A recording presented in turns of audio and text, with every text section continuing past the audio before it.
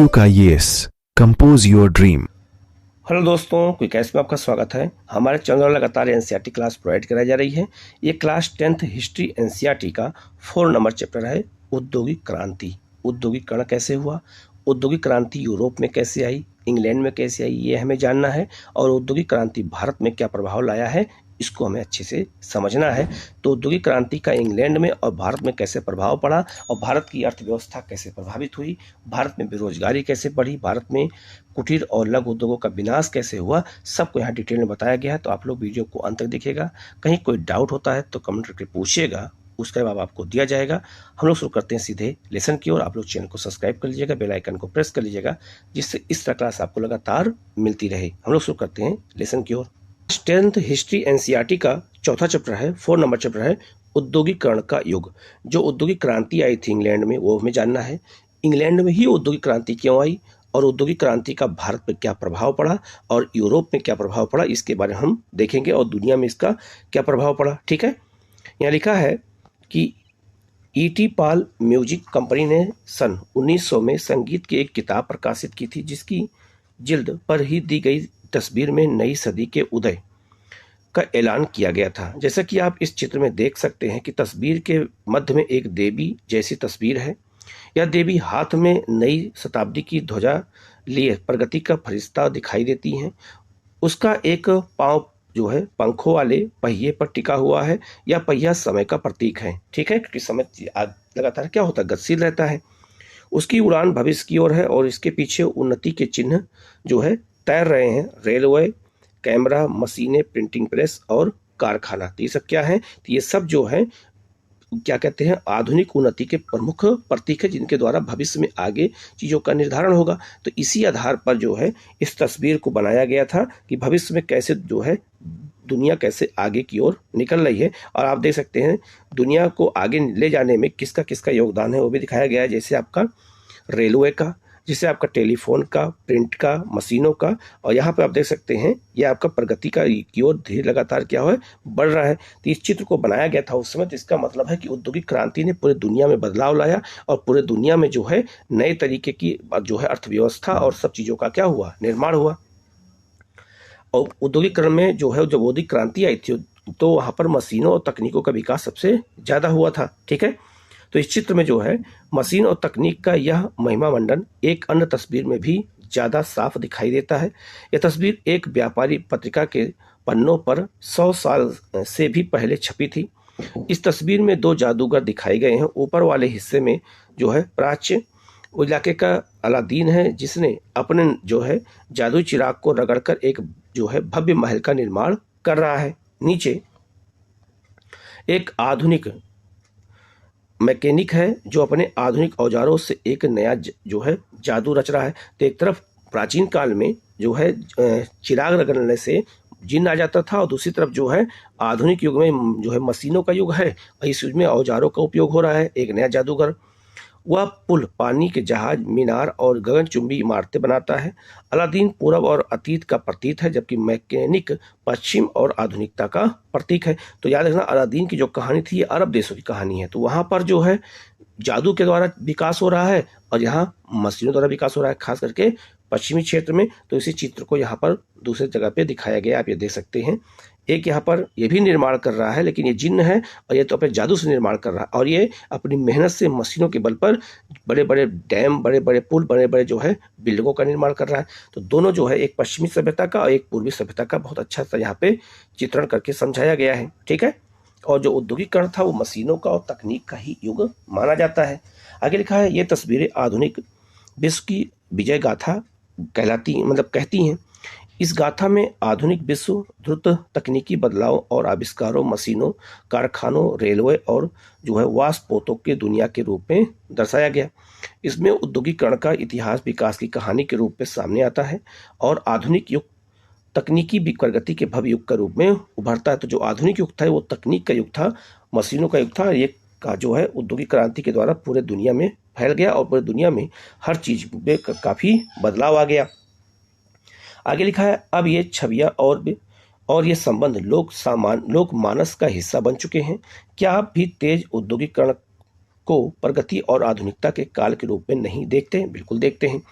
क्या आपको नहीं लगता है कि रेलवे और फैक्ट्रियों का निर्माण, गगनचुंबी इमारतों और पुलों का विस्तार समाज के विकास का घोतक होता है? बिल्कुल घोतक होता है, क्योंकि इनका संबंध किससे होता है? समाज का, और समाज को इससे लाभ मिलता है। आगे लिखा है, ये छवियां किस प्रकार विकसित हुई हैं, इन विचारों से हमारा क्या संबंध है? क्या औद्योगिकरण के लिए तीव्र तकनीकी विकास हमेशा जरूरी होता है? क्या आज भी हम तमाम तरह के कामों के दिनों दिन बढ़ते मशीनीकरण का जो है गुणगान कर सकते हैं? मतलब मशीनों का ही जो है अच्छाइयाँ भी हैं, क्या है उसकी कुछ बुराइयाँ भी हैं। औद्योगिकरण से लोगों की जिंदगी पर क्या असर पड़ता है? ऐसे सवालों का जवाब देने के लिए हमें औद्योगिकरण के इतिहास को समझना पड़ेगा। ठीक है, तो औद्योगिकरण कैसे आया, तो हमें उसके इतिहास को जानने की हमें ज़रूरत है। तो इस अध्याय में हम इसी जो है यही इतिहास पढ़ेंगे। यहाँ हम दुनिया के पहले औद्योगिक राष्ट्र ब्रिटेन और उसके बाद भारत में औद्योगिकरण का अध्ययन करेंगे, जहाँ औद्योगिक बदलाव का पैटर्न औपनिवेशिक शासन से तय हो रहा था। मतलब हम औद्योगिकरण की शुरुआत इंग्लैंड में हुई, तो वो वहाँ क्यों हुई ये हमें जानेंगे, और भारत में औद्योगिकरण का क्या प्रभाव पड़ता है ये हम जानेंगे। इस चैप्टर में पूरा इसी चीज़ को बताया गया, और यहाँ से पीटी में और मेंस में क्वेश्चन हमेशा पूछे जाते हैं। ठीक है, लिखा है आगे, औद्योगिक क्रांति से पहले, जब औद्योगिक क्रांति आई थी तो औद्योगिक क्रांति से पहले क्या क्या स्थिति थी, और औद्योगिक क्रांति से जो है जब आई तब क्या स्थिति हुई। तो पहले औद्योगिक क्रांति से पहले की अगर स्थिति को हम चलें, तो लिखा है, औद्योगिकरण को अक्सर हम कारखानों के विकास के साथ ही जोड़ करके देखते हैं। जब हम औद्योगिक उत्पादन की बात करते हैं तो हमारा आशय फैक्ट्रियों में होने वाले उत्पादन से होता है, और जब हम औद्योगिक मजदूरों की बात करते हैं तो भी हमारा आशय कारखानों में काम करने वाले मजदूरों से ही होता है। औद्योगिकरण के इतिहास अक्सर जो है प्रारंभिक फैक्ट्रियों की स्थापना से शुरू होते हैं। इसका मतलब यह है कि हमारे यहाँ जब कभी हम औद्योगिकरण की बात करते हैं तो कारखानों की बात करते हैं, औद्योगिक उत्पादन की बात करते हैं, और हम जब मजदूरों की बात करते हैं तो हमेशा हम औद्योगिक मजदूरों की ही बात करते हैं। आगे लिखा है, पर इस सोच में एक समस्या है। दरअसल इंग्लैंड और यूरोप में फैक्ट्रियों की स्थापना से भी पहले की अंतर्राष्ट्रीय बाजार के लिए बड़े पैमाने पर औद्योगिक उत्पादन होने लगा था। तो याद रखना, इंग्लैंड और यूरोप में फैक्ट्रियों का स्थापना जो है होने लगी थी, और कहीं न कहीं जो है औद्योगिक विकास होने लगा था। यह उत्पादन फैक्ट्रियों में नहीं होता था। बहुत सारे इतिहासकार औद्योगिकरण के इस चरण को आदि औद्योगिकरण का नाम देते हैं। मतलब इस समय फैक्ट्रियों में उत्पादन नहीं होता था, गाँव में कुटीर उद्योगों के द्वारा उत्पादन किया जाता था। ठीक है, आगे लिखा है, 17वीं और 18वीं शताब्दी में यूरोपीय शहरों के सौदागर गांव की तरफ रुख करने लगे थे। वह किसानों और कारीगरों को पैसा देते थे और उनसे अंतर्राष्ट्रीय बाजार के लिए उत्पादन करवाते थे। ठीक है, तो कौन, जो यूरोप के शहरों में सौदागर मतलब बड़े बड़े व्यापारी होते थे। उस समय विश्व व्यापार जो है विस्तार और दुनिया के विभिन्न भागों में उपनिवेशों की स्थापना के कारण चीज़ों की मांग बढ़ने लगी थी। इस मांग को पूरा करने के लिए केवल शहरों में रहते हुए उत्पादन नहीं बढ़ाया जा सकता था। वजह यह थी कि शहरों में हमारी दस्तकारी और व्यापारिक जो है गिल्ड्स काफ़ी ताकतवर थे। तो हमारे देश की जो उस समय यूरोप के जो देश थे, मतलब शहर थे, वहाँ की दस्तकारी क्या थी, बहुत अच्छी थी। ठीक है, ये गिल्ड्स उत्पादों को संगठन होते थे। गिल्ड्स जो है याद रखना, जो उत्पादक होते थे उनके संगठन का नाम था गिल्ड्स नाम था, और गिल्ड्स से जुड़े उत्पादक कारीगरों को प्रशिक्षण देते थे, उत्पादकों पर नियंत्रण रखते थे और प्रतिस्पर्धा और मूल्य तय करते थे, तथा व्यवसाय में नए लोगों को आने से रोकते थे। शासकों से भी विभिन्न गिल्ड्स को खास उत्पादों के उत्पादन और व्यापार का एक अधिकार दिया हुआ था। राजाओं ने भी इनको अधिकार दे रखा था व्यापार करने के लिए। फलस्वरूप नए व्यापारी शहरों में कारोबार नहीं कर सकते थे, इसीलिए वह गांवों की तरफ जाने लगे, क्योंकि गांव में जो है कच्चा माल भी मिल जाता था और दूसरा वहां पर बाजार भी मिल जाता था। गांव में गरीब काश्तकार और दस्तकार, काश्त का मतलब किसान और दस्तकार मतलब जो हुनर के माध्यम से काम करते थे, शिल्पकार जिसे कहते थे, सौदागरों के लिए काम करने लगे। जैसा कि आपने पिछले साल की पाठ्यपुस्तक में देखा है कि यह एक ऐसा समय था जब खुले खेत खत्म होते जा रहे थे और कॉमन्स की जो है बड़ा बड़ी की जा रही थी। मतलब उस समय बड़े बड़े जो खेत थे वो खत्म हो रहे थे। अब तक अपनी रोजी रोटी के लिए साझा जमीनों से जलावन की लकड़ी, बोरियां, सब्जियां, भूसा और चारा आदि बीन कर, मतलब इकट्ठा कर काम चलाने वाले छोटे किसान जो है और गरीब किसान आमदनी के नए स्रोत ढूंढ रहे थे। ठीक है, बहुतों के पास छोटे मोटे खेत तो थे, लेकिन उनसे घर के सारे लोगों का पेट नहीं भर सकता था। इसीलिए जब सौदागर वहां आए और उन्होंने माल पैदा करने के लिए जो पैसागी रकम दी, तो किसान फौरन तैयार हो गए और सौदागरों के लिए काम करते हुए वे गांव में ही रहते हुए अपने छोटे छोटे खेतों को भी संभाल सकते थे। ठीक है, यहाँ पे आप देख सकते हैं 18वीं शताब्दी में कताई की बुनाई का काम यूरोप पे कैसे हो रहा है, तो उसमें कुटीर उद्योगों के माध्यम से उत्पादन होता था जब औद्योगिक क्रांति नहीं आई थी। ठीक है, आगे लिखा है, इस आदि औद्योगिक उत्पादन से होने वाली आमदनी ने खेती के कारण सिमटती आय में बड़ा सहारा दिया। क्योंकि खेती सिमट रही थी तो लोगों को जो ये उत्पादन कुछ मिलने लगा था कुटीर उद्योग से, उससे बड़ा उनको सहारा मिला, उनका परिवार चलने लगा। अब उन्हें पूरे परिवार के श्रम संसाधनों के इस्तेमाल का मौका भी मिल गया। अब पूरा परिवार मिल करके उत्पादन करने लगा कुटीर उद्योग में। इस व्यवस्था से शहरों और गांवों के बीच एक घनिष्ठ संबंध विकसित हुआ, क्योंकि गांव में उत्पादन होता था और शहरों में बिकता था। सौदागर रहते तो शहरों में थे, लेकिन उनके लिए काम ज़्यादातर देहात में चलता था। इंग्लैंड के कपड़ा व्यापारी जो है स्टेपलर्स से ऊन खरीदते थे और उसे सूत जो है काटने वालों के पास पहुंचा देते थे। इससे जो धागा मिलता था उसे बुनकरों, फुलर्स और जो है रंग साजों के पास ले जाया जाता था, जो कपड़े को रंगते थे। लंदन में कपड़ों की फिनिशिंग होती थी और उसके बाद निर्यातक व्यापारी कपड़े को अंतर्राष्ट्रीय बाजार में बेच देते थे। इसलिए लंदन को भी फिनिशिंग सेंटर के रूप में भी जाने लगा, क्योंकि वहाँ पे फिनिशिंग होती थी कपड़े की जो है पैकिंग करके, और फिर दूसरे देशों में क्या करते थे, उसको हम निर्यात कर देते थे उस समय। फिर आगे क्या हुआ, यह आदि औद्योगिक व्यवस्था व्यावसायिक आदान प्रदान के नेटवर्क का हिस्सा थी। इस पर सौदागरों का नियंत्रण था और चीज़ों का उत्पादन कारखानों की बजाय घरों में होता था। उत्पादन के प्रत्येक चरण में प्रत्येक सौदागर 20-25 मजदूरों से काम जो है करवाता था। इसका मतलब यह है कि कपड़ों के हर सौदागर के पास सैकड़ों मजदूर काम करते थे। तो पहले कुटीर उद्योगों के माध्यम से सौदागर लोग, बड़े छोटे छोटे व्यापारी लोग गाँव में जो है अपनी फैक्ट्रियाँ स्थापित कर रखे थे। अब यहीं से क्या हुआ, कारखानों का उदय हुआ। और जब कारखानों का उदय हुआ तो कुटीर उद्योग जो गांव में चलता था वो क्या हुआ, सिमट गया और सारे उद्योग कहाँ लगाए जाने लगे, तो इंग्लैंड के बड़े बड़े शहरों में लगने लगे। तो लिखा है, इंग्लैंड में सबसे पहले 1730 के दशक में कारखाने खुले, लेकिन उनकी संख्या में तेजी से इजाफा 18वीं सदी के आखिर में हुआ। कपास, कॉटन नए युग का पहला प्रतीक था। तो कपास उपनिवेशों से ले जाते थे और इससे कपड़ा बनाते थे, कहाँ पर, इंग्लैंड में। 19वीं सदी के आखिर में कपास के उत्पादन में बढ़ोतरी हुई भारी। 1760 में ब्रिटेन अपने कपास उद्योग की जरूरतों को पूरा करने के लिए 25 लाख पाउंड कच्चे कपास का आयात करता था। ठीक है, 1787 में यह आयात जो है बढ़ करके 220 लाख पाउंड तक पहुंच गया। यह इजाफा उत्पादन की प्रक्रिया बहुत सारे बदलावों का परिणाम था। आइए देखें कि ये बदलाव कौन से थे। 18वीं सदी में कई ऐसे आविष्कार हुए जिन्होंने उत्पादन प्रक्रिया जो है कार्डिंग, ऐंठना, मतलब जो धागा होता है उसको ऐंठना, कताई करना और लपेटना कि हर चरण की कुशलता जो है बढ़ा दी थी, क्योंकि मशीनों का आविष्कार हो गया था नए। प्रति मजदूर उत्पादन बढ़ गया और पहले से ज़्यादा मजबूत जो है धागों और रेशों का उत्पादन होने लगा, क्योंकि मशीन से हो रहा है। इसके बाद जो है रिचर्ड आर्कराइट ने सूती कपड़ा मिल की रूपरेखा सामने रखी और अभी तक कपड़ा उत्पादन पूरे देहात में फैला हुआ था। यह काम लोग अपने घर पर ही करते थे, लेकिन अब महंगी नई मशीनें खरीदकर उन्हें कारखानों में लगाया जा सकता था और कारखानों में सारी प्रक्रियाएं एक छत के नीचे और एक जो है मालिक के हाथों में आ गई थी। इसके चलते उत्पादन प्रक्रिया पर निगरानी, गुणवत्ता का ध्यान रखना और मजदूरों पर नज़र रखना संभव हो गया था। जब तक उत्पादन गांव में हो रहा था तब तक ये सारे काम संभव नहीं थे। तो जब अब उत्पादन कहाँ होगा, शहरों में होगा। ठीक है, लिखा है आगे, 19वीं सदी की शुरुआत में कारखाने इंग्लैंड के भूदृश्य का अभिन्न अंग बन गए थे। ये नए कारखाने इतने विशाल और नई तकनीक की ताकत इतनी जादुई दिखाई देती थी कि उस समय के लोगों की आंखें चौंधिया जाती थी। लोगों का ध्यान कारखानों पर टिका रह जाता था।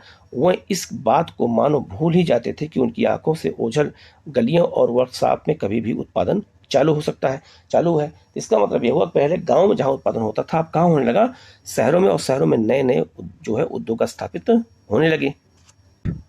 अब हम लोग आगे बढ़ते हैं। लिखा है औद्योगिक परिवर्तन की रफ्तार।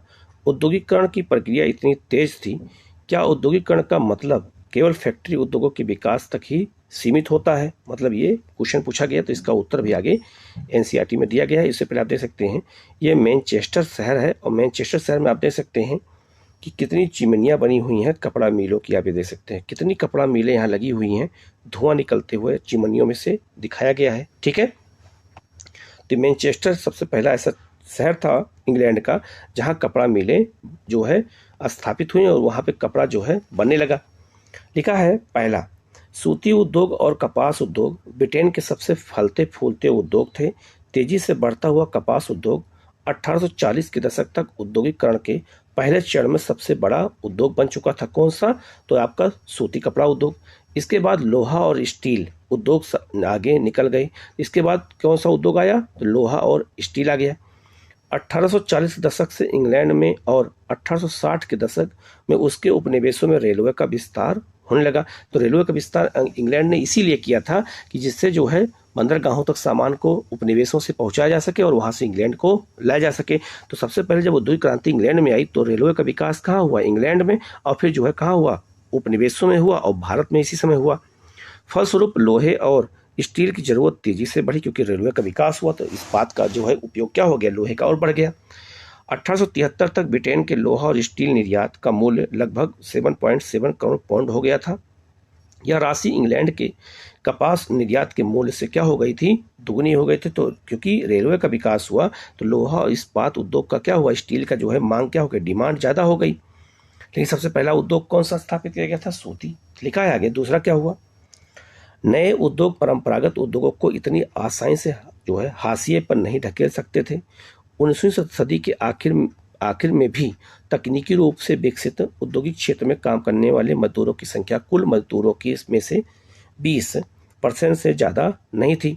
कपड़ा उद्योग एक गतिशील उद्योग था, लेकिन उसके उत्पादन का बड़ा हिस्सा कारखानों में नहीं बल्कि घरेलू इकाइयों में होता था, कुटीर उद्योगों में। तीसरा, यद्यपि परंपरागत उद्योगों में परिवर्तन की गति भाप से चलने वाले सूती और धातु उद्योगों से तय नहीं हो रही थी, लेकिन ये परंपरागत उद्योग पूरी तरह ठहराव की अवस्था में भी नहीं थे।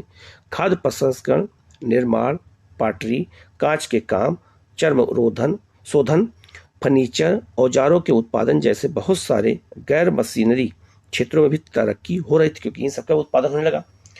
वह मुख्य रूप से साधारण और छोटे छोटे आविष्कारों का ही परिणाम था कि अलग अलग जो है इन चीज़ों का भी फैक्ट्रियों का उत्पादन होने लगा फैक्ट्रियों में। चौथा क्या हुआ? तकनीकी प्रौद्योगिकी का मतलब होता है तकनीकी बदलावों की गति धीमी थी क्योंकि उसमें ज़्यादा तकनीक का विकास नहीं हो पा रहा था। औद्योगिक भूदृश्य पर यह बदलाव नाटकीय तेजी से नहीं फैले। नई तकनीक महंगी थी। सौदागर और व्यापारी उनके इस्तेमाल के सवाल पर फूक फूक कर कदम जो है बढ़ाते थे क्योंकि उनको लगता था कहीं हमको नुकसान न हो जाए, क्योंकि तकनीक बहुत महंगी थी। मशीनें अक्सर खराब हो जाती थी और उनकी मरम्मत पर काफ़ी पैसा खर्च होता था। वो इतनी अच्छी भी नहीं थी जितना उनके आविष्कारों और निर्माताओं का दावा था, तो मशीनों पर लागत ज़्यादा लगती थी, इसीलिए लोग डरने लगे। इस बात को समझने के लिए आइए भाप के इंजन का उदाहरण लें। जेम्स वाट ने न्यू कॉमेन द्वारा बनाए गए भाप के इंजन में सुधार किया और 1871 में नए इंजन को पेटेंट करा लिया। इस मॉडल का उत्पादन उनके दोस्त उद्योगपति जो है मैथ्यू बोल्टन ने किया था, पर सालों तक उन्हें कोई खरीदार नहीं मिला। 19वीं सदी की शुरुआत तक पूरे इंग्लैंड में भाप के सिर्फ जो है 321 इंजन थे। इनमें से 80 इंजन सूती उद्योगों में, 9 ऊन उद्योगों में और बाकी खनन और नहर निर्माण और लौह कार्यों में इस्तेमाल हो रहे थे। और किसी उद्योग में भाप के इंजनों का इस्तेमाल काफ़ी समय बाद तक ही नहीं हुआ था।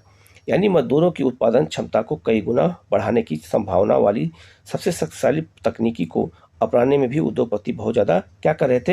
हिचकिचा रहे थे। वो नहीं चाहते थे कि हम तकनीक का ज़्यादा इस्तेमाल करें। अब यहाँ देख सकते हैं ये 1830 में एक कताई फैक्ट्री है जहाँ पे कपड़ों की कताई हो रही है। आप देख सकते हैं ये कपड़े कैसे बुने जा रहे हैं, ये उसी चीज़ को यहाँ पर दिखाया गया है, वो भी मशीनों के द्वारा हो रहे हैं। ठीक है, आगे लिखा है अब इतिहासकार इस बात को मानने लगे कि 19वीं सदी के मध्य का जो है औसत मजदूर मशीनों पर काम करने वाला नहीं बल्कि परंपरागत कारीगर और मजदूर ही होता था। ठीक है, आगे लिखा है हाथ का श्रम और जो है वाष्प शक्ति। तो हाथ का श्रम और फिर जो है भाप से इंजन का आविष्कार हुआ, तो वहां पे हम लोग चलते हैं। तो लिखा है विक्टोरिया कालीन ब्रिटेन में मानव श्रम की कोई कमी नहीं थी, क्योंकि बहुत ज़्यादा इनको श्रमिक मिल जाते थे और नहीं मिलते थे तो उपनिवेश से ले आते थे। गरीब किसान और जो है बेकार लोग काम काज की तलाश में बड़ी संख्या में शहरों को जाते थे। जैसा कि आप आगे जानेंगे, जब जो श्रमिकों की बहुतायत होती थी तो वेतन गिर जाते थे, इसीलिए उद्योगपतियों को श्रमिकों की कमी या वेतन के मद में भारी लागत जैसी कोई परेशानी नहीं थी, क्योंकि उनको मजदूर बहुत ज़्यादा थे। उन्हें ऐसी मशीनों में कोई दिलचस्पी नहीं थी जिसके कारण मजदूरों से छुटकारा मिल जाए और जिन पर बहुत ज़्यादा खर्चा आने वाला था। ठीक है, फिर क्या हुआ, बहुत सारे उद्योगों में श्रमिकों की मांग मौसमी आधार पर घटती रही, क्योंकि कई उद्योग ऐसे होते थे जो किसी खास मौसम में चलते थे तो वहाँ मजदूरों की डिमांड ज़्यादा हो जाती थी, नहीं तो कम हो जाती थी। जैसे गैस घरों और शराब खानों में जाड़ों के दौरान खासा काम रहता था, क्योंकि शराब जो है ठंडियों में ज़्यादा पी जाती है, क्योंकि वो ठंडा प्रदेश है ब्रिटेन, तो वहाँ लोग गर्मी पैदा करने के शरीर के अंदर शराब पीते थे। तो ये सब मौसमी उद्योग होता था। इस दौरान उन्हें ज़्यादा मजदूरों की जरूरत होती थी। क्रिसमस के समय बुक जो है बाइंडरों और प्रिंटरों को भी दिसंबर से पहले अतिरिक्त मजदूरों की दरकार होती थी, क्योंकि जो है क्रिसमस के समय बहुत सारे ग्रीटिंग कार्ड बनाए जाते थे लोगों को देने के लिए, तो उसमें इसकी मांग होती थी। बंदरगाहों पर जहाज़ों की मरम्मत और साफ सफाई व सजावट का काम भी जाड़ों में भी किया जाता था। जिन उद्योगों में मौसम के साथ उत्पादन घटता बढ़ता रहता था, वहाँ उद्योगपति मशीनों की बजाय मजदूरों को ही काम पर रखना ज़्यादा पसंद करते थे। बहुत सारे उत्पादन केवल हाथ से ही तैयार किए जा सकते थे। मशीनों से एक जैसे तय किस्म के उत्पाद ही बड़ी संख्या में बनाए जा सकते थे। तो बहुत सारे काम ऐसे थे जो हाथ से हो सकते थे, वो मशीनों से नहीं हो सकते थे, इसीलिए मजदूरों की डिमांड ज़्यादा थी। लेकिन बाजार में अक्सर जो है बारीक डिजाइन और ख़ास आकारों वाली चीज़ों की काफ़ी जो है मांग रहती थी, क्योंकि डिजाइनिंग कपड़े की मांग उसमें बहुत ज़्यादा थी, आज भी है। उदाहरण के लिए ब्रिटेन में 19वीं सदी के मध्य में 500 तरह के जो है क्या कहते हैं हथौड़े, 45 तरह की कुल्हाड़ियाँ बनाई जा रही थी। इन्हें बनाने के लिए यांत्रिक तकनीकी ही नहीं बल्कि जो है जो है निपुणता की ज़रूरत पड़ती थी, तब जाकर के वो बनता था। विक्टोरिया कालीन ब्रिटेन में उच्च वर्ग के लोग, कुलीन और पूंजीपति वर्ग हाथों से बनी चीज़ों को जो है क्या देते थे, तहरीज देते थे। मतलब ये हुआ कि वो जो हाथ से बनी चीज़ें होती थी, कुलीन वर्ग और व्यापारी वर्ग उनको ज़्यादा महत्व देते थे। उच्च वर्ग के लोग हाथों से बनी चीज़ों को परिष्कार और सुरुचि का प्रतीक माना जाता था। उनकी फिनिश अच्छी होती थी, क्योंकि वो चमका के रखते थे बिल्कुल हाथ से बना करके, और उनको अपने घरों में सजाते थे। उनको एक एक करके बनाया जाता था और उनका डिजाइन अच्छा होता था। मशीनों से बनने वाले उत्पादों को उपनिवेशों में निर्यात कर दिया जाता था। तो हमारे जैसे देशों में मशीन से बने सामान को निर्यात करते थे, जबकि जो हाथ से सामान बनते थे वो अपने देश में ही रख लेते थे। काफ़ी चालाक थे लोग। जिन उद्योगों में मजदूरों की कमी होती थी, वहाँ उद्योगपति मशीनों का इस्तेमाल करना ज़्यादा पसंद करते थे, ताकि कम से कम मजदूरों का इस्तेमाल करके वह अपना काम चला सकें। 19वीं सदी में अमेरिका में यही स्थिति थी, लेकिन ब्रिटेन में कामगारों की कोई कमी नहीं थी, क्योंकि उसके पास उपनिवेश थे, और जब उपनिवेश रहता है तो जो है खूब ज़्यादा से ज़्यादा क्या मिलता है, मजदूर मिल रहे थे। यहाँ लिखा है, यहाँ पे एक देख सकते हैं लोहे की फैक्ट्री मजदूर हैं, ये काम कर रहे हैं, लोहे की फैक्ट्री में काम करते हुए मजदूरों को यहाँ पे दिखाया गया है चित्र में। और यहाँ पे एक चित्र और भी है जिसमें काम की तलाश में निकले लोग जो है, आप देख सकते हैं काम की तलाश में लोग निकल के घूम रहे हैं कि हमें कोई काम मिल जाए। ठीक है, अब आगे बढ़ते हैं। लिखा है मजदूरों की जिंदगी कैसी थी। लिखा है बाजार में श्रम की बहुतायत से मजदूरों की जिंदगी भी प्रभावित हुई। जैसे ही नौकरियों की खबर गांव में पहुंची, सैकड़ों की तादाद में लोगों के हुजूम शहरों की ओर क्या हुए, निकल पड़े, जाने लगे। ठीक है, अब ये देख सकते हैं ये लोग बेघर और जो है भूखे लोग हैं, जो काम की तलाश में क्या हो गए, आए थे शहरों की ओर। आगे लिखा है तरह की तरफ चल पड़े। नौकरी मिलने की संभावना यानी दोस्ती कुटुंब के जरिए जान पहचान पर निर्भर करती थी, क्योंकि ये देखा जाता था कि कौन किस परिवार से है, कौन कैसे हैं, कोई किसी का दोस्त है तो उसी आधार पर उसको नौकरी मिल जाती थी जान पहचान पे। अगर किसी कारखाने में आपका रिश्तेदार या दोस्त लगा हुआ है तो नौकरी मिलने की संभावना ज़्यादा रहती थी, क्योंकि उसको सिफारिश करने में आसानी होती थी, सिफारिश करके लगवा देता था। आज भी बहुत जगह ऐसा होता है। सबके पास ऐसे सामाजिक संपर्क नहीं होते थे। रोजगार चाहने वाले बहुत सारे लोगों को हफ्तों इंतजार करना पड़ता था। वह पुलों के नीचे या रैन बसेरों में रातें काटते थे। जैसा भी आपने देखा, ठंडी में लोग सिकुड़ते जा रहे हैं और केवल काम की तलाश में, ठीक है। और पुलों के नीचे और रैन बसेरों में जाकर के लोग रहते थे। गांव से आए थे और यहाँ शहर में तो घर मिलेगा नहीं। कुछ बेरोजगार शहर में बने निजी रैन बसेरों में रहते थे और बहुत सारे निर्धन कानून विभाग द्वारा चलाए जाने वाले अस्थायी बसेरों में रुकते थे। तो आप ये देख सकते हैं, वहाँ ठंडी तो पड़ती ही है और ठंडी में देखो सब लोग अपने बच्चों को और अपने आप को छुपाए हैं और ये लोग जो है किसी पुल के नीचे कहीं पर अपना जीवन काट रहे हैं कि जब जो है हमें रोजगार मिल जाएगा तो हमको हमारा जीवन क्या हो जाएगा, अच्छा हो जाएगा, ठीक है। आगे लिखा है, बहुत सारे उद्योगों में मौसमी काम की वजह से कामगारों को बीच बीच में बहुत समय तक खाली बैठना पड़ता था। बहुत सारे जो मैंने अभी ऊपर बताया था और उद्योग मौसमी थे, वो किसी खास मौसम में चलते थे। तो बाकी समय क्या होता था, उनको कहीं खाली जगह मतलब जो काम से निकाल दिया जाता था और वो बैठे रहते थे, तो बेरोजगार हो जाते थे। काम का सीजन गुजर जाने के बाद गरीब दोबारा सड़क पर आ जाते थे, ठीक है। और कुछ लोग जाड़ों के बाद गांव में चले जाते थे, जहां इस समय काम निकलने लगता था।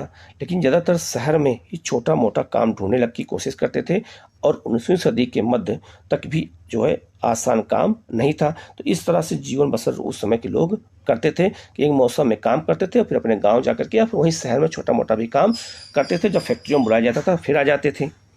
आगे लिखा है, 19वीं सदी की शुरुआत में वेतन में कुछ सुधार हुआ, लेकिन इससे मजदूरों की हालत में जो है बेहतरी का पता नहीं चलता। औसत आंकड़ों से अलग अलग व्यवसायों के बीच आने वाले फर्क और साल दर साल होने वाले उतार चढ़ाव छिपे रह जाते थे। मिसाल के तौर पर जब लंबे नेपोलियनी युद्ध के दौरान कीमतें तेजी से बढ़ी तो मजदूरों की आय के वास्तविक मूल्य में भारी कमी आ गई। अब उन्हें वेतन तो उन पहले जितना मिलता था, लेकिन उससे वह पहले जितनी चीज़ें नहीं खरीद सकते थे। मजदूरों की आमदनी भी सिर्फ वेतन पर ही निर्भर नहीं रह होती थी, रोजगार की अवधि भी बहुत महत्वपूर्ण थी। मजदूरों की औसत दैनिक आय इससे तय होती थी कि उन्होंने कितने दिन काम किया है। 19वीं सदी के मध्य में सबसे अच्छे हालात भी लगभग 10% शहरी आबादी निहायत गरीब थी। 1830 के बाद में आई आर्थिक मंदी, जब 1830 में आर्थिक मंदी आई थी उस समय इंग्लैंड में, ठीक है, यूरोप में मंदी जैसे दौरों में बेरोजगारों की संख्या विभिन्न क्षेत्रों में 35 से 75% तक पहुंच गई थी। तो मंदी में बेरोजगारी क्या होती है, बढ़ती, क्योंकि लोगों को काम से निकाल दिया जाता है। बेरोजगारी की आशंका के कारण मजदूर नई तकनीकी से चिढ़ते थे, क्योंकि जब नई तकनीकी आ जाएगी तो लोगों को काम से निकाल दिया जाएगा, क्योंकि मशीनें उत्पादन करेंगी। तो मजदूर तकनीक से चिढ़ते थे, उनसे गुस्सा करते थे। जब उन उद्योग को जो है क्या कहते हैं, सिपलिंग जेनी मशीन का इस्तेमाल शुरू किया गया तो हाथ से ऊन काटने वाली औरतें इस तरह की मशीनों पर हमला करने लगी। जेनी के इस्तेमाल पर यह टकराव लंबे समय तक चलता रहा, क्योंकि जब मशीन आएगी तो जाहिर सी बात है बेरोजगारी क्या हो जाएगी, बढ़ेगी, क्योंकि जो लोग काम हाथ से कर रहे हैं उनको वहाँ से क्या करेंगे, निकाल दिया जाएगा। आगे लिखा है, 1840 के दशक के बाद शहरों में निर्माण की गतिविधियां तेजी से बढ़ीं। लोगों के लिए नए रोजगार पैदा हुए, सड़कों को चौड़ा किया गया, नए रेलवे स्टेशन नए बने, रेलवे लाइनों का विस्तार किया गया, सुरंगें बनाई गईं, निकासी और सीवर व्यवस्था बिछाई गई। क्यों? क्योंकि अब जब शहरों का निर्माण होने लगा, अब गांव से लोग कहाँ आने लगे, शहरों में। तो जब शहर में आएंगे तो शहरों की व्यवस्था करनी पड़ेगी। तो शहरों का जब विस्तार होने लगा तो इन सब चीज़ों का भी विस्तार करना पड़ा। नदियों के तटबंध बनाए गए। परिवहन उद्योग में काम करने वालों की संख्या 1840 दशक में दुगुना और अगले 30 सालों में एक बार फिर जो है दुगना हो गया, ठीक है। तो जब शहरों का निर्माण हुआ तो ये सब व्यवस्थाएं शहरों में धीरे धीरे क्या होने लगी, और इसी से इंग्लैंड में और खास करके पूरे यूरोप में और जो है ब्रिटेन में बड़े बड़े शहरों का क्या हुआ, निर्माण हुआ, ठीक है। अब हम लोग उपनिवेशों में औद्योगिकरण को देखेंगे। तो उपनिवेश, जितने भी उपनिवेश थे वहाँ पे औद्योगिकरण का विकास नहीं हुआ, वहाँ भी औद्योगिकरण का विकास हुआ। और इसी दौरान इंग्लैंड में और यूरोप में क्या हुआ, तो औद्योगिकरण हुआ। तो यहाँ उपनिवेशों में, जैसे भारत भी क्या था, एक उपनिवेश था, तो यहाँ उद्योगों का विनाश हुआ, यहाँ पर उद्योगों का विकास नहीं हुआ है, ठीक है। तो उसी चीज को हमें यहाँ पर देखना है। तो लिखा है, आइए अब भारत पर नज़र डालें और देखें कि एक उपनिवेश का औद्योगिकरण कैसे होता है, और यहाँ भी हम कारखाना और उद्योग के साथ साथ गैर मशीनरी क्षेत्र पर जो है ध्यान देंगे। हमारा अध्ययन मुख्य रूप से कपड़ा उद्योग तक ही क्या रहेगा, सीमित रहेगा। तो भारत में कपड़ा उद्योग मुख्य रूप से उपनिवेशों में कैसे औद्योगिकरण हुआ, इस पर हम गौर करेंगे। ठीक है, तो लिखा है भारतीय कपड़े का युग। तो भारतीय कपड़े का युग बहुत जो है मध्यकाल से रहा है। ठीक है, और प्राचीन काल से ही जो है भारतीय कपड़े की मांग पूरे दुनिया में होती रही है। लिखा है मशीन उद्योगों के युग से पहले अंतर्राष्ट्रीय कपड़ा बाजार में भारत के रेशमी और सूती कपड़ों का भी दबदबा रहता था। तो याद रखना, प्राचीन काल से ही, जब मशीनों का युग नहीं आया था, उससे पहले जब औद्योगिक क्रांति नहीं आई थी, तो भारत के कपड़े में रेशमी और सूती कपड़े की डिमांड बहुत ज़्यादा थी पूरे अंतर्राष्ट्रीय कपड़ा बाजार में। और भारत की कपड़ों की मांग और वहाँ पर डिमांड होने की वजह से बहुत ज़्यादा भारत में उत्पादन हो रहा था। बहुत सारे देशों में मोटा कपास पैदा होता था, लेकिन भारत में पैदा होने वाला कपास महीन किस्म का था। आर्मीनियन और फारसी सौदागर पंजाब से अफगानिस्तान, पूर्वी फारस और मध्य एशिया के रास्ते यहाँ की चीज़ें लेकर जाते थे। यहाँ के बने महीन कपड़ों के थान ऊँटों की पीठ पर लाद कर, तो जो कपड़ा का वो होता है ना बंडल, उसे थान कहते हैं, पश्चिमोत्तर सीमा से पहाड़ी दर्रों और रेगिस्तान के पार ले जाए जाते थे। मुख्य पूर्व औपनिवेशिक बंदरगाहों से फलता फूलता समुद्री व्यापार चलता था। गुजरात के तट पर स्थित सूरत बंदरगाह के जरिए भारत खाड़ी और लाल सागर के बंदरगाहों से जुड़ा हुआ था। ठीक है, तो लाल सागर, और आपको पता होगा, आपको भूमध्य सागर होते हुए, सोय नहर होते हुए भारत जुड़ा हुआ था, खास करके लाल सागर होते हुए। कोरोमंडल तट पर मछलीपट्टनम और बंगाल में हुगली के माध्यम से भी दक्षिण पूर्वी एशियाई बंदरगाहों के साथ खूब व्यापार चलता था। तो कोरोमंडल तट कहाँ है, तो मान लो ये भारत का मैप है, तो भारत के मैप पे ये आपका कन्याकुमारी से लेके और केजी बेसिन तक, इस पूरे तट को क्या कहते हैं, कोरोमंडल तट कहते हैं। और मछलीपट्टनम कहाँ था, तो ये आपका ये आंध्र प्रदेश में यहाँ पर था। ठीक है, तो ये इसको क्या कहते हैं, कोरोमंडल। तो यहाँ से, और हुगली कहाँ है, बंगाल में, तो यहाँ से व्यापार दक्षिण पूर्वी जो है एशियाई देशों के साथ होता था, जैसे इंडोनेशिया, मलेशिया, सिंगापुर के साथ व्यापार होता था। ठीक है, आगे लिखा है निर्यात। व्यापार के इस नेटवर्क में बहुत सारे भारतीय व्यापारी और बैंकर सक्रिय थे। वह उत्पादन में पैसा लगाते थे और चीज़ों को जो है लेकर के जाते थे, निर्यातकों को पहुंचाते थे। माल भेजने वाले आपूर्ति सौदागरों के जरिए बंदरगाह नगर देश के भीतरी इलाकों में जुड़े हुए थे। ये सौदागर बुनकरों को जो है पैसागी देते थे, मतलब उन्हें पैसा देते थे। बुनकरों से तैयार कपड़ा खरीदते थे और उसे बंदरगाहों तक पहुंचाते थे। बंदरगाह पर खड़े जहाज मालिक और निर्यात व्यापारियों के दलाल कीमत पर मोल भाव करते थे और आपूर्ति सौदागरों के माल खरीद लेते थे। ठीक है, इस तरह से जो है भारत से माल जो है बिकता हुआ और दुनिया में जाता था। 1750 के दशक तक भारतीय सौदागरों के नियंत्रण वाला यह नेटवर्क टूटने लगा था, क्योंकि अब इंग्लैंड से जो है सामान भारत में आना शुरू हो गया था। यूरोपीय कंपनियों की ताकत बढ़ती जा रही थी। पहले उन्होंने स्थानीय दरबारों से कई तरह की रियायतें हासिल की और उसके बाद उन्होंने व्यापार पर इजारेदारी अधिकार प्राप्त कर लिया। इससे सूरत और हुगली दोनों पुराने बंदरगाह, जो आपका जैसे आपका ये मैप इंडिया का मैप है, तो यहाँ पर सूरत था, तो यहाँ पर हुगली था। ठीक है, तो दोनों बंदरगाह थे, बहुत पुराने बंदरगाह थे। तो पुराने बंदरगाह कमजोर पड़ गए, क्योंकि यहाँ से व्यापार क्या हो गया, कम हो गया, और नए नए बंदरगाह बनने लगे। इन बंदरगाहों से होने वाले निर्यात में नाटकीय कमी आई। पहले जिस कर्जे से व्यापार चलता था वह खत्म हो गया। धीरे धीरे स्थानीय बैंकर दिवालिया हो गए और 17वीं सदी के आखिरी सालों में सूरत बंदरगाह से होने वाले व्यापार का कुल मूल्य 1.6 करोड़ रुपए था और 1740 के दशक तक यह गिर करके केवल 30 लाख रुपए तक पहुंच गया। तो जो प्राचीन काल से पुराने बंदरगाह थे हमारे हुगली और सूरत, इनका महत्व क्या हो गया, कम हो गया। ठीक है, आगे बढ़ते हैं। लिखा है, देखो लिखा है सूरत में एक इंग्लिश फैक्ट्री, उस समय इंग्लिश फैक्ट्री जो है यहाँ सूरत में दिखाया गया है। ठीक है, आगे लिखा है सूरत और हुगली कमजोर पड़ रहे थे और नए बंदरगाह कौन बन रहे थे, तो बम्बई और कलकत्ता की स्थिति सुधर रही थी, क्योंकि ये बंदरगाह के रूप में अब काम करने लगे, क्योंकि इस पर अंग्रेजों का अधिकार था। पुराने बंदरगाहों की जगह नए बंदरगाहों का बढ़ता महत्व औद्योगिक औपनिवेशिक सत्ता की बढ़ती ताकत का संकेत था, क्योंकि इस पर अंग्रेजों का अधिकार था। नए बंदरगाहों के जरिए होने वाला व्यापार यूरोपीय कंपनियों के नियंत्रण में था और यूरोपीय जहाज़ों के जरिए होता था। बहुत सारे पुराने व्यापारिक घराने ढह चुके थे। जो बचे रहना चाहते थे उनके पास भी यूरोपीय व्यापारिक कंपनियों के नियंत्रण वाले नेटवर्क में काम करने के अलावा और कोई चारा नहीं था। इन बदलावों ने बुनकरों और अन्य कारीगरों की ज़िंदगी को किस तरह से प्रभावित किया? तो बुनकरों और अन्य कारीगरों की ज़िंदगी क्या हो गई? बर्बाद हो गई, क्योंकि अब मशीनों द्वारा कपड़े भारत में आने लगे। तो बुनकरों का क्या हुआ? तो बुनकर किसे कहते हैं? जो कपड़ों की बुनाई करते हैं उन्हें बुनकर कहते हैं। और याद रखना, अगर ये एग्जाम में पूछा जाए, कभी अगर कोई पूछ दे कि बुनकरों का शहर किसे कहते हैं, तो पानीपत को कहा जाता है बुनकरों का शहर, जो हरियाणा में है। तो बुनकर ही कपड़ा बुनते थे। अब इनके साथ क्या हुआ होगा? तो लिखा है 1760 के दशक के बाद ईस्ट इंडिया कंपनी की सत्ता के सुदृढ़ीकरण की शुरुआत में भारत के कपड़ा निर्यात में गिरावट नहीं आई।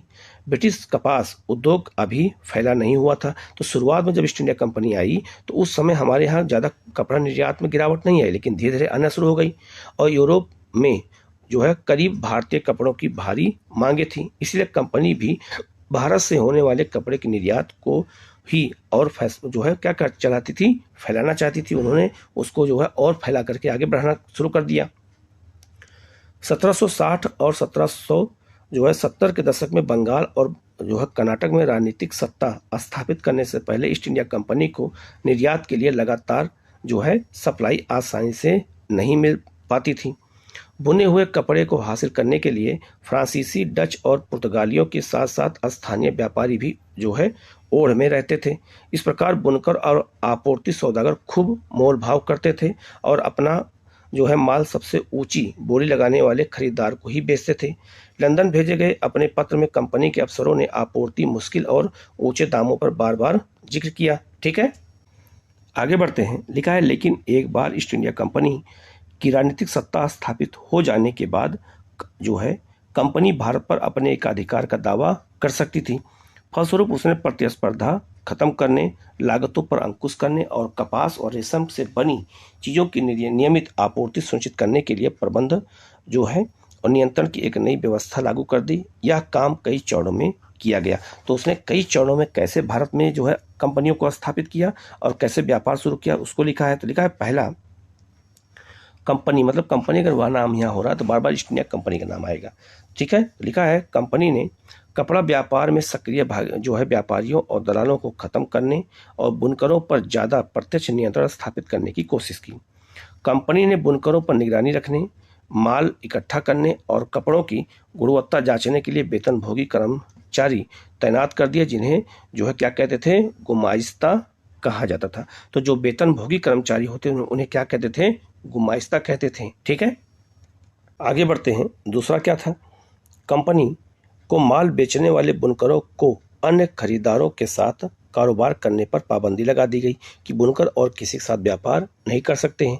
इसके लिए उन्हें पैसागी रकम दी जाती थी। एक बार काम का ऑर्डर मिलने पर बुनकरों को कच्चा माल खरीदने के लिए कर्ज दे दिया जाता था। जो कर्जा देते थे उन्हें अपना बनाया हुआ कपड़ा जो है गुमाइस्ता को देना ही पड़ता था। उससे वह किसी और व्यापारी को नहीं बेच सकते थे। इससे बुनकरों की स्थिति क्या हो गई? और ख़राब हो गई। आगे लिखा है, जैसे जैसे कर्जे मिलते गए और महीन कपड़ों की मांग बढ़ने लगी, ज़्यादा कमाई की आस में बुनकर पैसागी स्वीकार करने लगे, क्योंकि वो लोन लेने लगे। बहुत सारे बुनकरों के पास ज़मीन के छोटे छोटे पट्टे थे जिन पर वो खेती करते थे और अपने परिवार की ज़रूरतें पूरी करते थे। अब वह इस ज़मीन को भाड़े पर दे करके पूरा समय बुनकरी में लग गए, क्योंकि उन्हें अब ऑर्डर को पूरा करना है। अब पूरा परिवार यही काम करने लगा। बच्चे और औरतें सभी जो है कुछ ना कुछ काम में लगने लगे। ठीक है, लेकिन जल्दी ही बहुत सारे बुनकर गांव में बुनकरों और गुमाइस्तों के बीच में टकराव की खबरें आने लगी, क्योंकि वो दूसरे का शोषण करने लगी। इससे पहले आपूर्ति सौदागर अक्सर बुनकर गांव में ही रहते थे और बुनकरों से उनके नज़दीकी ताल्लुकात थे। जब सौदागर होते थे, लेकिन अब वो नहीं रह गए, तो कौन रह गए? गुमाइस्ते रह गए। वह बुनकरों की ज़रूरतों का ख्याल रखते थे और वह संकट के समय उनकी क्या करते थे? मदद भी करते थे। नए गुमाइस्ता बाहर के लोग थे, उनका गांवों से पुराना सामाजिक संबंध नहीं था। वह जो है दंभपूर्ण व्यवहार करते थे, मतलब घमंड पूर्ण व्यवहार करते थे। सिपाहियों और चपरासियों को लेकर आते थे और माल समय पर तैयार न होने की स्थिति में बुनकरों को सजा देते थे। सजा के तौर पर बुनकरों को अक्सर पीटा जाता था और कोड़े बरसाए जाते थे कि वो उन्होंने समय पर माल क्यों नहीं तैयार किया। अब बुनकर ना तो दाम पर मोल भाव कर सकते थे और ना ही किसी और को माल बेच सकते थे। उन्हें कंपनी से जो कीमत मिलती थी वह बहुत बहुत ही कम थी, पर वह कर्जों की वजह से कंपनी के से क्या हो गए, बंधे रह गए। पहले कंपनी ने इन्हें कर्जा दिया और जब उत्पादन नहीं करते थे तो इनको मारना पीटना शुरू किया। कर्नाटक और बंगाल में बहुत सारे स्थानों पर बुनकर गांव छोड़कर चले गए। वे अपने रिश्तेदारों के यहाँ किसी और गांव में जो है करघा लगाने लगे। मतलब करघा मतलब होता है जो है कपड़ा की फैक्ट्री लगाने लगे छोटी छोटी। कई स्थानों पर कंपनी और उसके अफसरों का विरोध करते हुए गांव के व्यापारियों के साथ मिलकर बुनकरों ने बगावत कर दी, मतलब विद्रोह भी किया। कुछ समय बाद बहुत सारे बुनकर कर्जा लौटाने से इनकार करने लगे और उन्होंने जो है करघे बंद कर दिए और खेतों में मजदूरी करने लगे। 19वीं सदी आते आते कपास कपड़ों के सामने नई समस्या भी पैदा हो। आगे लिखा है भारत में मैनचेस्टर का आना। मैनचेस्टर एक शहर है इंग्लैंड का, तो वहाँ की सूती कपड़े मिलें कहाँ होने लगी। अब भारत में तो क्या लिखा है, 1772 में ईस्ट इंडिया कंपनी के अफसर जो है हेनरी पतलो ने कहा था कि भारतीय कपड़े की मांग जो है कभी कम नहीं हो सकती, क्योंकि दुनिया के किसी और देश में इतना अच्छा माल नहीं बनता है। लेकिन हम देखते हैं कि 19वीं सदी की शुरुआत में भारतीय कपड़ा निर्यात में गिरावट आने लगी, जो लंबे समय तक जारी रही। 1811-12 में सूती माल का हिस्सा कुल निर्यात में 33% था। 1850 और 51 में यह मात्र 3% रह गया। तो भारत का जो कपड़ा निर्यात था वो क्या हो गया, घट गया। ऐसा क्यों हुआ, इसके क्या निहितार्थ थे, मतलब इसके क्या कारण थे। जब इंग्लैंड में कपड़ा जो उद्योग विकसित हुआ तो वहाँ के उद्योगपति दूसरे देशों से आने वाले आयात को लेकर परेशान दिखाई देने लगे। उन्होंने सरकार पर दबाव डाला कि वह आयातित कपड़े पर आयात शुल्क वसूल करें। तो आयात शुल्क अगर ज़्यादा लगा देंगे तो भारत से कपड़ा इंग्लैंड नहीं जा पाएगा, जिससे मैनचेस्टर में बने कपड़े बाहरी प्रतिस्पर्धा के बिना इंग्लैंड में आराम से बिक सकेंगे। ठीक है, तो मैनचेस्टर का कपड़ा जब बनेगा तो वहाँ पे जो है उसकी क्या होगी, प्रतिस्पर्धा ज़्यादा रहेगी और जो है भारत के कपड़े निर्यात नहीं होंगे। दूसरी तरफ उन्होंने ईस्ट इंडिया कंपनी पर दबाव डाला कि वह ब्रिटिश कपड़ों को भारतीय बाजारों में बेचे। ठीक है, तो ईस्ट इंडिया कंपनी को कहा गया कि तुम जो ब्रिटिश कपड़े हैं उनको भारतीय बाजारों में बेचो। तो हमारे यहाँ से कपास भी ले जाते थे और हमारे यहाँ बाजार के रूप में इसको इस्तेमाल भी किया, तो हमारे यहाँ कपड़ा बेचने लगे। 19वीं सदी की शुरुआत में ब्रिटेन के वस्त्र उत्पादों के निर्यात में नाटकीय वृद्धि हुई और 18वीं सदी के आखिर में भारत में जो है उत्पादों का न के बराबर निर्यात होता था। 1850 तक आते आते सूती का आयात भारतीय आयात में 31% हो चुका था, जो 1870 तक जो है 50% से ऊपर चला गया। ठीक है, तो हमारे यहाँ आयात क्या हुआ, ज़्यादा होने लगा और निर्यात क्या हो गया, कम हो गया, क्योंकि हमारे यहाँ कपड़ा उत्पादन ही कम हो गया। इस प्रकार भारत में कपड़ा बुनकरों के सामने एक के साथ दो समस्याएं थी। उनका निर्यात बाजार ढह रहा था और स्थानीय बाजार सिकुड़ने लगा, क्योंकि अब स्थानीय बाजारों में इंग्लैंड का मैनचेस्टर का कपड़ा पहुंचने लगा। अब ये देख सकते हैं, ये बड़े बड़े जहाज से जो है ये आपका कपड़ा आ रहा है और ये मुंबई बंदरगाह को दिखाया गया है। ठीक है, अब यहाँ से कपड़ा जो है भारतीय बाजारों में बंदरगाहों के माध्यम से, रेलवे के माध्यम से गाँवों तक पहुँचाए जाने लगी। आगे लिखा है स्थानीय बाजारों में मैनचेस्टर से आयातित मालों की भरमार थी। तो भारत के स्थानीय बाजारों में मैनचेस्टर के कपड़े भर गए। कम लागत, क्योंकि मशीन से बने तो कम लागत रहेगी, पर मशीनों से बनने वाले आयातित कपास उत्पादन इतना सस्ते थे कि बुनकर उनका मुकाबला नहीं कर सके, क्योंकि जो हाथ से बने कपड़े होते थे बुनकरों के वो महंगे होते थे, तो उनका मुकाबला बुनकर नहीं कर पाए। 1850 के दशक तक देश के ज़्यादातर बुनकर इलाकों में गिरावट और बेकारी जो है किस्सों की भरमार हो गई। अब बुनकर क्या हो गए, जो है बेरोजगार होने लगे और उनके सामने खाने पीने की समस्या आने लगी। ठीक है, 1860 के दशक में बुनकरों के सामने नई समस्या खड़ी हो गई। उन्हें अच्छी कपास नहीं मिल पा रही थी, क्योंकि कपास पर कब्जा किसका हो गया, अंग्रेजों का। जब अमेरिकी गृह युद्ध शुरू हुआ और अमेरिका से कपास की आमद बंद हो गई तो ब्रिटेन भारत से कच्चा माल मंगाने लगा। भारत से कच्चे कपास के निर्यात में इस वृद्धि से उसकी कीमत आसमान छूने लगी। भारतीय बुनकरों को कच्चे माल के लाले पड़ गए, क्योंकि उन्हें कपड़ा के बनाने के लिए रुई मिलना बंद हो गई, कच्चे माल। कपास मिलना बंद हो गया। उन्हें मनमानी कीमत पर कच्ची कपास खरीदनी पड़ती थी। ऐसी सूरत में जो है बुनकरी जो है के सहारे पेट पालना क्या हो गया, असंभव हो गया। अब उन्हें कच्चे माल की भी कमी हो गई और बाजार पहले से उनके जो है हाथ से निकल चुका था। 19वीं सदी के आखिर में बुनकरों और कारीगरों के सामने एक और समस्या आ गई। अब भारतीय कारखानों में उत्पादन होने लगा और बाजार मशीनों की बनी चीज़ों से पट गया। ऐसे में बुनकर उद्योग किस तरह जो है कामयाब रह सकता, तो बिल्कुल कामयाब नहीं रहेगा और बुनकर जो है उद्योग क्या हो जाएगा, पूरी तरह से समाप्त हो जाएगा। आगे लिखा है फैक्ट्रियों का आना। अब फैक्ट्रियां आने लगी तो लिखा है बम्बई में पहली कपड़ा मिल 1854 में लगी और 2 साल बाद उसमें उत्पादन होने लगा। 1862 तक वहां ऐसी 4 मिलें काम कर रही थी। उनमें 94,000 जो है तकलियां, जो तकली मतलब होता है जिसे वो बनती है, वो काटे जाते, क्या कहते हैं, सूत काटे जाते, धागा बनते हैं। और जो है 2150 करघे थे जिसे कपड़ा बुनता है। उसी समय बंगाल में जूट मिलें खुलने लगी। वहाँ देश की पहली जूट मिल 1855 में और दूसरी 7 साल बाद 1862 में चालू की गई। तो याद रखना कपड़ा मिल पहली बम्बई में खोली गई, जो कि सूती, ये जूट मिल कहाँ खोला गया आपका, तो ये आपका बंगाल में। उत्तरी भारत में एल्गिन मिल 1860 के दशक में कानपुर में खुली, तो कानपुर में भी कपड़ा सूती कपड़े मिल खुल गई, इसलिए कानपुर को उत्तर भारत का मैनचेस्टर कहते हैं। इसके साल भर बाद अहमदाबाद की पहली कपड़ा मिल भी चालू हो गई। तो और अहमदाबाद में इतना कपड़ा की मिलें स्थापित हुई कि उसे भारत का मैनचेस्टर कहते हैं। और 1874 में मद्रास में भी पहली कताई और बुनाई मिल खुल गई। तो हमारे देश में फैक्ट्रियां आकर के स्थापित होने लगी। अब हमारे यहाँ बुनकरों की समस्या और ज़्यादा हो जाएगी। ठीक है, अब हम लोग आगे बढ़ते हैं। मजदूर कहाँ से आए, तो फैक्ट्रियाँ होंगी तो मजदूर भी होंगे। फैक्ट्रियों के विस्तार से मजदूरों की मांग बढ़ने लगी।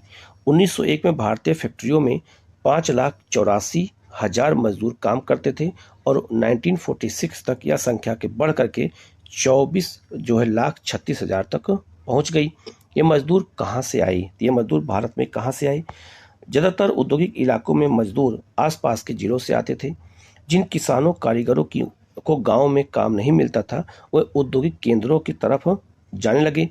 1911 में बम्बई के सूती कपड़ा उद्योग में काम करने वाले 50% ज़्यादा मजदूर पास के रत्नागिरी जिले से मतलब आए थे। कहाँ, रत्नागिरी कहाँ है, महाराष्ट्र में। कानपुर की मिलों में काम करने वाले ज़्यादातर कानपुर जिलों के ही गांव के ही लोग थे। मिल मजदूर बीच बीच में अपने गांव आते जाते रहते थे और फसलों की कटाई और त्योहारों पर गांव लौट आते थे। ठीक है, बाद में जब नए कामों की खबर फैली तो दूर दूर से भी लोग आने लगे, क्योंकि अब क्या हो गया, मजदूरों की डिमांड और बढ़ गई और दूर दूर से लोग आने लगे। उदाहरण के लिए संयुक्त प्रांत उत्तर प्रदेश को कहते हैं कि लोग बम्बई के कपड़ा मिलों और कलकत्ता के जूट मिलों में काम करने के लिए पहुंचने लगे। तो बम्बई में और कलकत्ता में जो है जूट और कपड़ा मिलों में यूपी के लोग जाने लगे। ठीक है, नौकरी पाना हमेशा मुश्किल था। हालांकि मिलों की संख्या बढ़ती जा रही थी और मजदूरों की मांग भी बढ़ रही थी, लेकिन रोजगार चाहने वालों की संख्या रोजगारों के मुकाबले हमेशा ज़्यादा रहती है। मिलों में प्रवेश की भी निषिद्ध था। उद्योगपति नए मजदूरों की भर्ती के लिए प्रायः एक जॉबर रखते थे। जॉबर कोई पुराना और विश्वस्त कर्मचारी होता था। वह अपने गांव से लोगों को लाता था और उन्हें काम का भरोसा देता था, उन्हें शहर में जमने के लिए मदद देता था और मुसीबत में पैसे से मदद करता था। तो याद रखना, वो क्या करता था, भाई भतीजावाद के द्वारा अपने गाँव के लोगों को ही ज़्यादातर रखता था।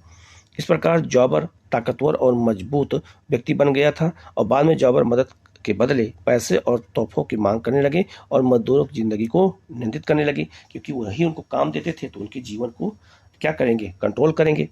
समय के साथ फैक्ट्री मजदूरों की संख्या बढ़ने लगी, लेकिन जैसा कि आप देखेंगे कि कुल औद्योगिक श्रम शक्ति में उनका अनुपात बहुत कम था। तो कुल श्रम शक्ति में अनुपात कम था, लेकिन मजदूरों की संख्या क्या हो गई, बढ़ने लगी।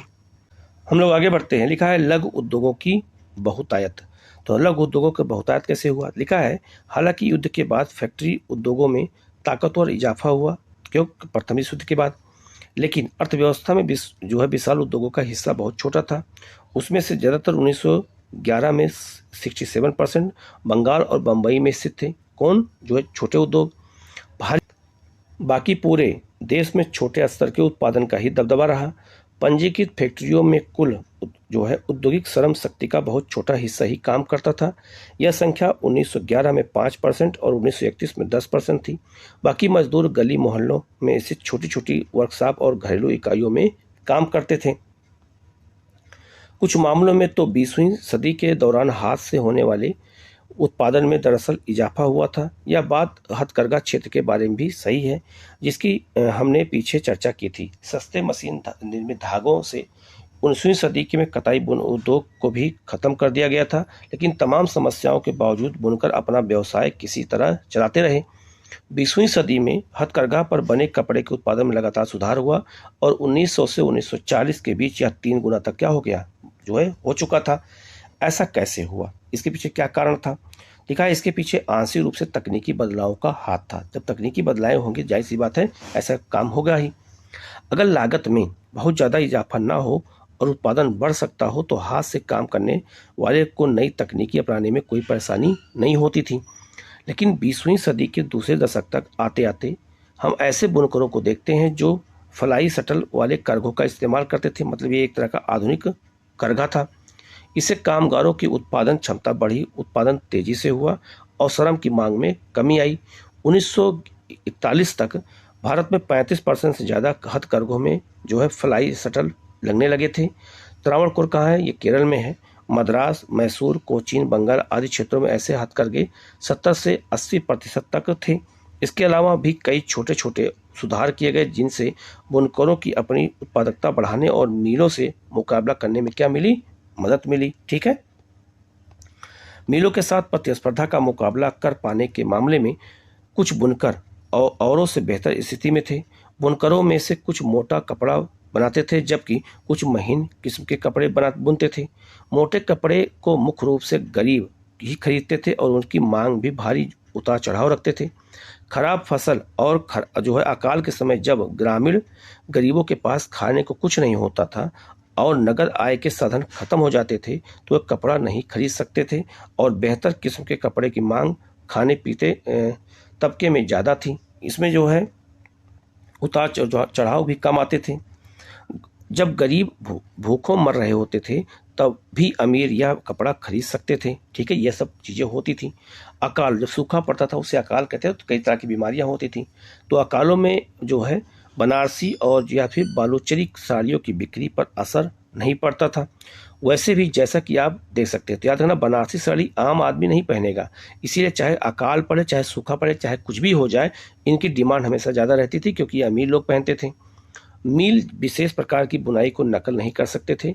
बुने हुए जो है बॉर्डर वाली साड़ियों या मद्रास की प्रसिद्ध लुंगियों की जगह ले लेना मिलों के लिए आसान नहीं था, क्योंकि वहाँ पर अपने स्थानीय काम होते थे। आगे लिखा है, ऐसा भी नहीं है कि 20वीं सदी में भी उत्पादन बढ़ाते जा रहे बुनकरों व अन्य दस्तकारों को हमेशा फायदा ही हो रहा था। उनकी ज़िंदगी बहुत कठोर थी, उन्हें दिन रात काम करना पड़ता था। अक्सर पूरा परिवार, बच्चे, बूढ़े और औरतें उत्पादन के किसी न किसी काम में हाथ जो है क्या करते थे, बटाते थे। लेकिन यह फैक्ट्रियों के युग में अतीत के अवशेष भर नहीं थे। उनका जीवन और श्रम औद्योगिकरण की प्रक्रिया का अभिन्न अंग था। ठीक है, आप यहाँ देख सकते हैं, ये कुछ क्षेत्र थे जहाँ पर ये मैप पे दिखाया गया है। ये मैप यहाँ दिखाया भारत में बड़े पैमाने के उद्योग लगाने वाले इलाके कौन कौन से थे। तो भारत में उद्योग कहाँ कहाँ लगते थे? जहाँ जनसंख्या ज़्यादा होती, जहाँ पे अंग्रेजों का कब्जा था। एक तो मद्रास था दक्षिण भारत में, ये बम्बई सबसे बड़ा बंदरगाह था। एक आपका बंगाल, यहाँ पे बहुत सारी जूट मिल लगाई गई, यहाँ पे कपड़ा मिल लगाई गई। मध्य प्रांत में कुछ क्षेत्र में थे। इसके अलावा बिहार में और पंजाब में और संयुक्त प्रांत में भी छोटे छोटे कपड़े लगाए गए, खास करके ऊनी कपड़े लगाए गए। ठीक है, अब हम लोग आगे बढ़ते हैं। लिखा है, वस्तुओं के लिए बाजार कौन था? हम देख चुके हैं कि जिस तरह ब्रिटिश निर्माताओं ने भारतीय बाजार पर कब्जे के लिए प्रयास किया और किस तरह भारतीय बुनकरों और दस्तकारों और व्यापारियों और उद्योगपतियों ने उपनिवेशी नियंत्रण का विरोध किया। आयात शुल्क सीमा सुरक्षा के लिए मांग उठाई, अपने लिए जगह बनाई और अपने माल के बाजार को फैलाने का प्रयास किया। जब नई चीज़ें बनती हैं तो लोगों को उन्हें खरीदने के लिए प्रेरित भी करना पड़ता है, उसका प्रचार प्रसार करना पड़ता है। लोगों को लगना चाहिए कि उन्हें उस उत्पाद की ज़रूरत है और इसके लिए क्या किया गया। तो नए उपभोक्ता पैदा करने का एक तरीका विज्ञापनों का होता है। तो विज्ञापन के द्वारा ऐड के द्वारा जो है हम अपनी चीज़ों का क्या करते हैं, प्रचार करते हैं। जैसा कि आप जानते हैं कि विज्ञापन विभिन्न उत्पादों को जरूरी और वांछनीय बना देते हैं, वही लोगों को सोच बदल देते हैं और नई ज़रूरतें पैदा कर देते हैं। कौन? विज्ञापन। आज हम एक ऐसी दुनिया में हैं जहां चारों तरफ विज्ञापन छाए हुए हैं। आप कहीं भी जाते हैं, कहीं रोड पे जाइए, कहीं पे जाइए, आप मोबाइल भी देखते हैं, आपको दुनिया भर के ऐड दिखाई देते हैं। तो आपको चारों तरफ विज्ञापन से आप घिरे हुए हैं। अखबारों, पत्रिकाओं, होर्डिंग, दीवारों, टेलीविज़न के पर्दे पर, यूट्यूब पर, आजकल सोशल मीडिया पर, हर जगह पर, सब जगह पर विज्ञापन छाए हुए हैं। लेकिन अगर हम इतिहास में पीछे मुड़कर देखें तो पता चलता है कि औद्योगिकरण की शुरुआत से ही विज्ञापनों ने विभिन्न उत्पादों के बाजार को फैलाने में और एक नई उपभोक्ता संस्कृति रचने में अपनी मुख्य भूमिका निभाई है। जब मैनचेस्टर के उद्योगपतियों ने भारत में कपड़ा बेचना शुरू किया तो वह कपड़े के बंडलों पर लेबल लगाते थे। लेबल का फायदा यह होता था कि खरीदारों को कंपनी का नाम और उत्पादन की जगह पता चल जाता था। लेबल की चीज़ों को गुणवत्ता का प्रतीक थी। जब किसी लेबल पर मोटे अक्षरों में मेड इन जो है मैनचेस्टर लिखा दिखाई देता था तो खरीदारों को कपड़ा खरीदने में किसी तरह का डर नहीं लगता था, क्योंकि ये ब्रांड हो गया था। तो कई चीज़ें आप लोग, कोई ब्रांड जब आपको पसंद आ जाता तो उसका कपड़े पे आप शक नहीं करते हैं। ठीक है, ये देखिए विज्ञापन में इस सब का भी इस्तेमाल किया गया। भारतीय देवी देवताओं के भी जो है इन सबको भी कपड़ा बना जो है बेचते समय इनको भी यूज किया गया। आगे लिखा भी है, लेबलों पर सिर्फ शब्द और अक्षर ही नहीं होते थे, उन पर तस्वीरें भी बनी होती थी जो अक्सर बहुत सुंदर होती थी। अगर हम पुराने लेबलों को देखते हैं तो उनके निर्माताओं को सोच, उनके हिसाब किताब और लोगों को आकर्षित करने के उनके तरीकों का अंदाजा लगा सकते हैं। आज भी ऐसा होता है। इन लेबलों पर भारतीय देवी देवताओं की तस्वीरें प्रायः होती थीं।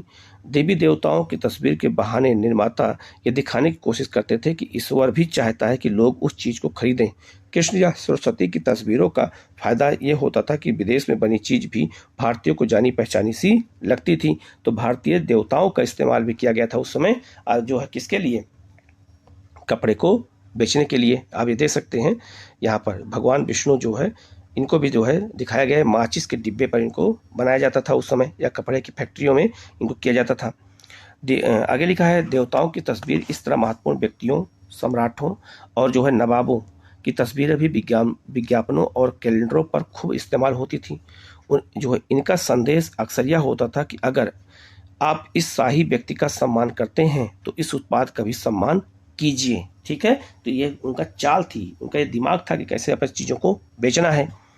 अगर इस उत्पाद को राजा इस्तेमाल करते हैं या उसे शाही निर्देश से बनाया जाता है तो उसकी गुणवत्ता पर सवाल खड़ा नहीं किया जा सकता है। आजकल देखा होगा बहुत सारे ऐड अमिताभ बच्चन करते हैं, सचिन तेंदुलकर करते हैं, या कोई और विराट कोहली करते हैं, या बड़े बड़े जो हीरो करते हैं। तो हम क्या सोचते हैं, जब ये यूज कर रहे हैं तो हम यूज क्यों ना करें। ठीक है, तो ऐसे ही ऐड किया जाता था उस समय भी। आगे लिखा है, जब भारतीय निर्माताओं ने विज्ञापन बनाए तो उनमें राष्ट्रवादी संदेश साफ दिखाई देता था। उनका आशा यह था कि अगर आप राष्ट्र की परवाह करते हैं तो उन चीज़ों को खरीदेंगे जो भारतीयों ने बनाया है। तो जो भारतीय निर्माता थे वो भारतीय चीज़ों को बेचते थे।